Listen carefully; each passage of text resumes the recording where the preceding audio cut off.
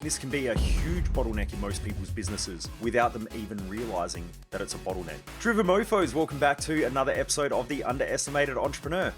For those of you who don't know who I am, I'm Michael Mojo, founder of Mojo Human Performance Institute, where we focus on business, mindset, and lifestyle hacking for driven mofos. And the reason why I do these episodes is that most people waste their life, and I just don't want you to be one of them. So anyway, let's talk about getting out and kicking ass, but something you've got to be super aware of. Especially if you're a business owner, a manager, or a leader. Even if you're a parent, this law still applies. Now, it's a law that I came across many, many years ago, and so I study a lot of different fields of science and lots of different fields in business as well, to try to figure out what are some of the common rules or some of the common structures that we need to follow. And if we butt against those structures, it might cause us a lot of stress, a lot of pain and frustration. So one of those key laws, and these are called universal laws. Now, there's a lot of bullshit online about what a universal law is. A lot of people create universal laws, but they're not really universal. But I'll just give you an example. There seems to be this common law in science and even in philosophy, and it's the law of balance or the law of duality. And what it shows is that every time science tends to find one side of something, there's another side of it as well. You may have heard the expression that there are two sides to every coin, but only one coin. Now, this can be related to things like quantum theory or quantum physics, I guess you could say, in a way, where you end up having an observer which then splits, I guess you could say, energy into... I've got to be careful about the language that I use in case there are any physicists on here or anyone who studies electronics.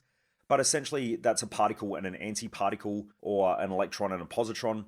So these are things that you can see happening right across different fields of science and also philosophy. In philosophy, you may have heard of the yin and yang principle, which is as the darkness expands, so does the light. And so it shows that there is this, or it seems to be that there's this balance that's occurring in nature and in the universe. You know, we have systems that are expanding and systems that are contracting. Wherever there's a positive charge, it attracts a negative charge in order to stabilize. So these are some of the theories that I teach at our Thrive Time event because, as you're probably aware if you've been listening to this podcast for a while, I don't believe in positive thinking. Because if you just go and study things like memories and anti-memories, which this science has been out now for probably about 8 or so years, it seems like the brain is trying to stabilize itself between the charges that we have. This is one common law, but the law I want to talk about today is a law that most people aren't aware of, and it's called the Law of Eristic Escalation. Now, let me just read out how to spell it so that if you do look it up, you'll check it out and spell the right thing. But it's spelled ERISTIC, escalation, ESCALATION. So the Law of Eristic Escalation. And what it states is that with the imposition of order, it automatically creates a disorder. So let me give you an example of this. If you've got children and you start to impose a lot of rules on those children, you will tend to get more stressed out and more frustrated because the children will have more ways of breaking rules. And so it will just stress you out. Now, this happens in society as well, and especially if you're in Australia. Australia, for some weird reason, tends to impose more rules upon the citizens than they do probably anywhere else in the world, where we just keep creating more and more laws. But the problem with that, though, is that there's more ways of breaking the rules. You know, like when I drive around my car, I very rarely, when I was younger, I used to sort of gauge the speed. But these days, I spend the majority of the time not watching the road, watching the fucking speedo, because if I go a couple of kilometers over the speed limit, I'm probably going to get busted for speeding. So with the imposition of order, there are more ways of creating disorder or things being unruly. This is a common pattern. It's a universal law, essentially. Now, how does this relate to business? Well, if you think that you're going to put in better systems and processes and more infrastructure in order to reduce the chaos, the truth is it's just going to create more chaos because there are more ways of staff breaking rules or by messing things up or by making mistakes. So there is this always fine line of how much order do we need and how much structure do we need before it just becomes another problem. And so as business owners, as leaders, as managers, as parents, as people that have to lead others, there is always this fine line that you're treading between how much order is necessary versus how much is it hindering our results and creating more chaos and more stress and more frustration and more problems. So parents who tend to be really, really strict with their kids will find that their kids will consistently break those rules or push against them, which then will eventually stress the parents out. Now, business owners are the same when they try to create too many systems and too much process and too much infrastructure. It will essentially choke the business and also the staff members will have lots of different ways where they are breaking rules. So they may become afraid, they may just stress out more, you might have higher staff turnover, or even worse, it might just choke or strangle the business financially. And so there is a very, very, very fine line that you need to play as a business owner. So please remember that with the imposition of order or structure, it automatically starts to create a counterbalancer of disorder. Our goal as business owners, as leaders, as parents, as managers, is to find that fine line. How much structure and order do we need to create maximum productivity and to create maximum value versus when does it start to choke up the business and create bottlenecks, or when does it start to create too much stress in the family dynamic, or when does it create too much stress amongst staff where they become disempowered? These are the important things that most business owners and most leaders never think about. This is why I teach this stuff, because again, it's a universal law, and a lot of business owners out there or a lot of parents out there think that more structure is better without realizing that it actually starts to choke the business, or it creates a massive bottleneck and just creates more stress anyway. So the goal isn't to eliminate stress, and the goal isn't to eliminate pressure. Remember that in nature, anything that causes stress also creates growth.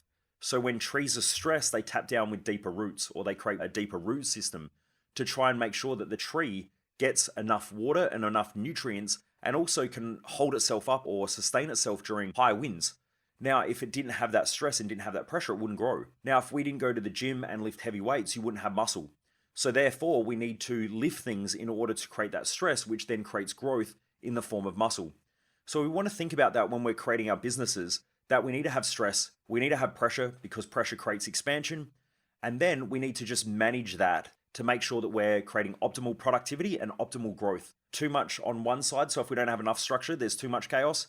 If we have too much structure, it causes a strain or a stranglehold and eventually leads to chaos anyway.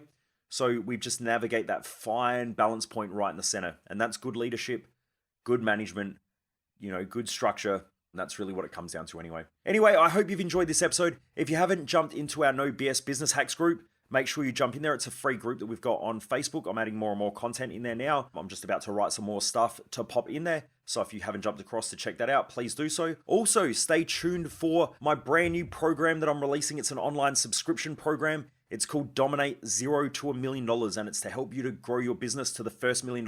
It's going to be just a weekly subscription or a monthly subscription. It'll probably be around about $150 a month, but essentially it will probably save you hundreds of thousands of dollars in stupid mistakes, in crazy shit that you will probably do as you scale your business to $1 million. And how do I know this stuff? Because I made a lot of those mistakes and I wasted millions of dollars doing so. So I'm hoping that I can get this out to the public so that there are more people out there who are growing their business. If we start going through a recession in the next 6 to 12 months or even 24 months, business owners are going to struggle, or a lot of business owners are going to struggle.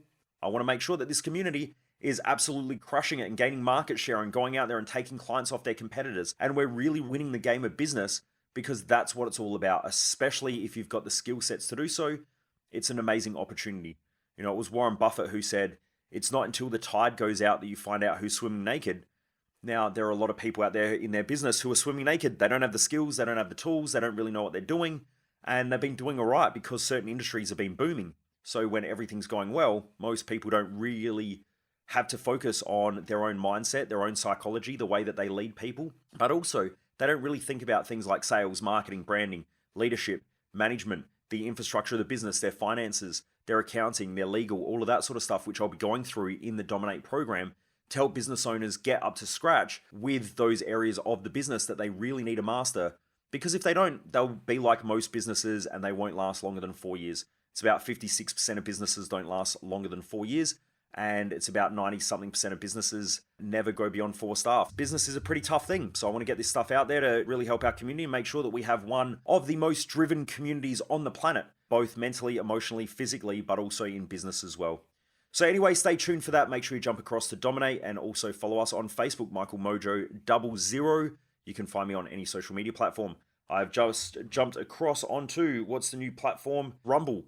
So if you're on Rumble now, the new social media platform, you can check out Michael Mojo 00. I'm on Rumble as well. Okay, so jump across there and check that out. Anyway, take care, Driven Mofos. Have a great day. And remember that law of Eristic Escalation, which is the more structure and order you try to create, the more disorder it automatically creates at the same time. So anyway, have a great day. Keep kicking ass. And I look forward to seeing you back here once again for another episode of The Underestimated Entrepreneur.